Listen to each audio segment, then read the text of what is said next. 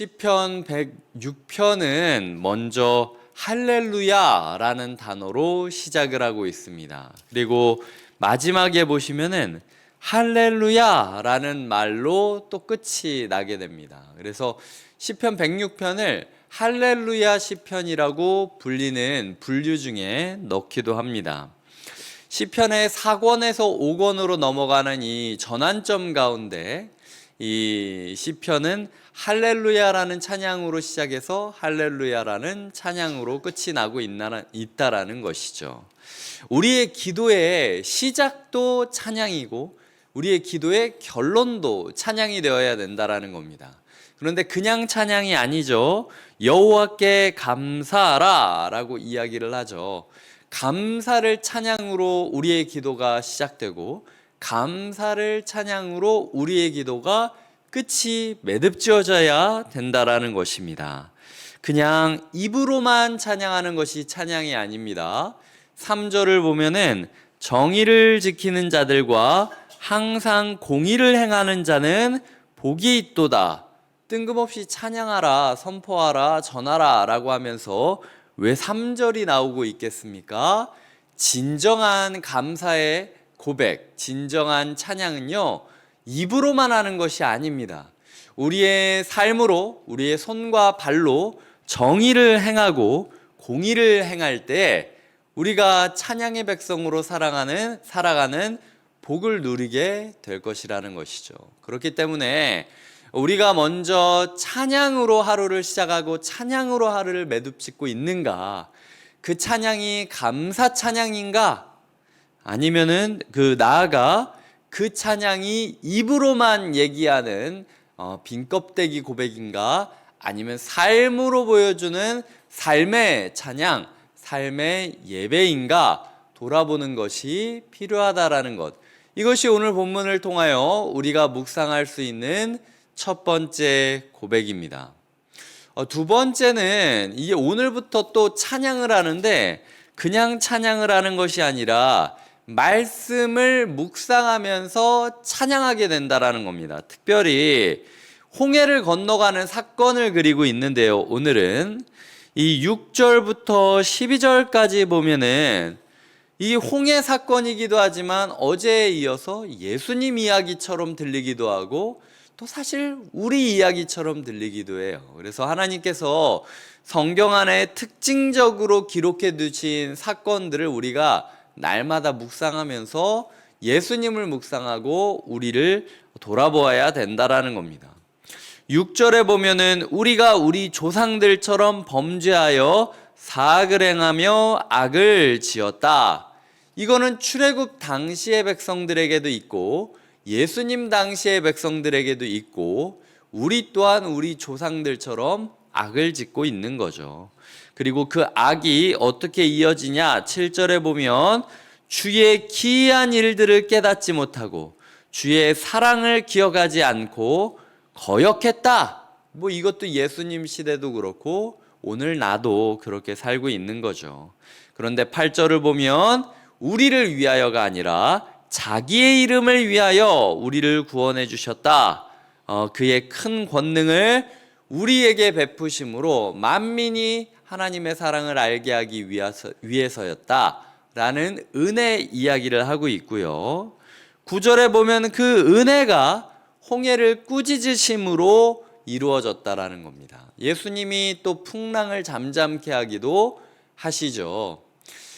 생각해 봅시다. 그 홍해에서 하나님의 기적을 잊어버리고 이집트에 행했던 모든 10가지 재앙들을 잊어버리고 불안에 떨고 있는 백성들을 보시면 하나님이 누구를 꾸짖어야겠습니까?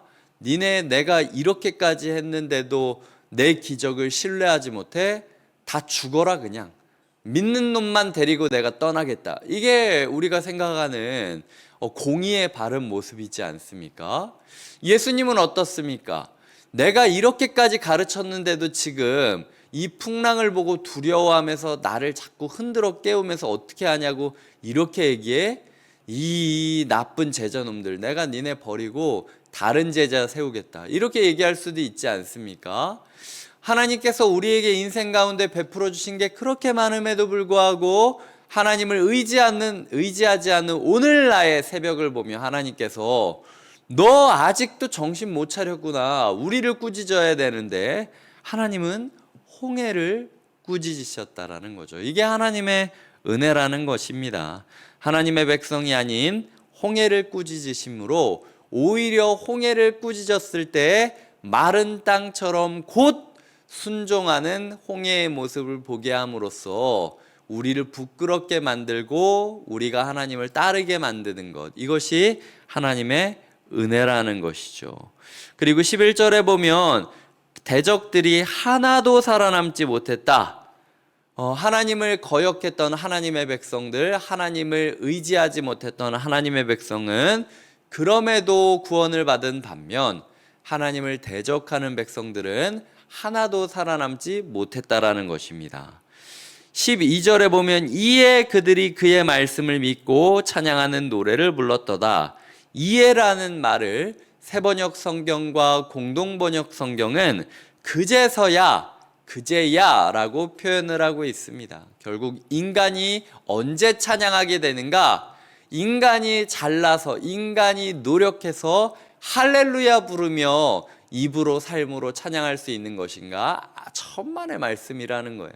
하나님의 은혜가 없었으면 이 찬양의 자리에 서지 못했고, 하나님의 은혜가 아니라면 찬양할 능력을 얻지 못한다라는 겁니다. 그러니까 하나님이 찬양할 시간을 주셨을 때 찬양해야 되고, 찬양할 자리를 주셨을 때 찬양해야 되고, 찬양할 능력을 주셨을 때 찬양해야 된다라는 게 오늘 말씀의 교훈이라는 것이죠. 그렇게 우리는 찬양하는 자로서 살고 있는지, 우리의 능력으로 찬양하는 것이 아니라 주의 은혜를 힘입어 찬양하는 자가 되는지 살펴보고 마음에 두어야 한다라는 것입니다.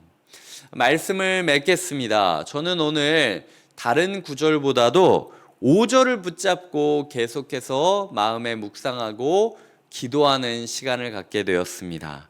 5절을 보면은 구체적인 행동이 3가지가 나옵니다. 하나님 보게 하여 주시옵소서, 하나님 나누어 가지게 하여 주시옵소서, 하나님 자랑하게 하여 주시옵소서. 이것이 오늘 제가 말씀을 붙잡고 감사 찬양하는 자로서 마음에 품은 구절입니다.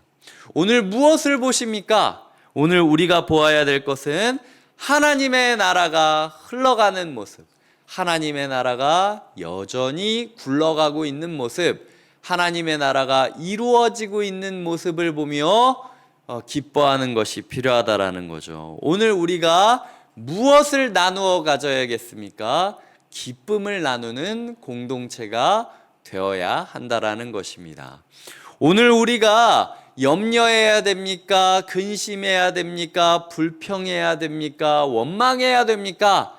오늘 우리는 자랑하는 자가 되어야 한다라는 것입니다. 우리는 보는 자로서 살아가고 있는가?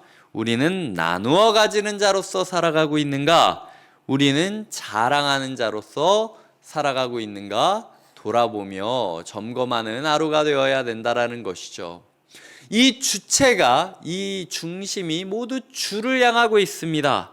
주의 택하신 자가 형통함을, 주의 나라의 기쁨을, 주의 유산을, 오직 우리가 예수 그리스도 하나님의 은혜를 바라봄으로써 우리의 삶이 보아야 할 것을 보고 나누어 주어야 할 것을 나누어 주며 자랑해야 할 것을 자랑하는 자가 되기를, 그렇게 입으로 삶으로 우리가 하나님을 할렐루야 부르며 살아가시는 소망과 기쁨의 백성이 되시길 주님의 이름으로 부탁드립니다.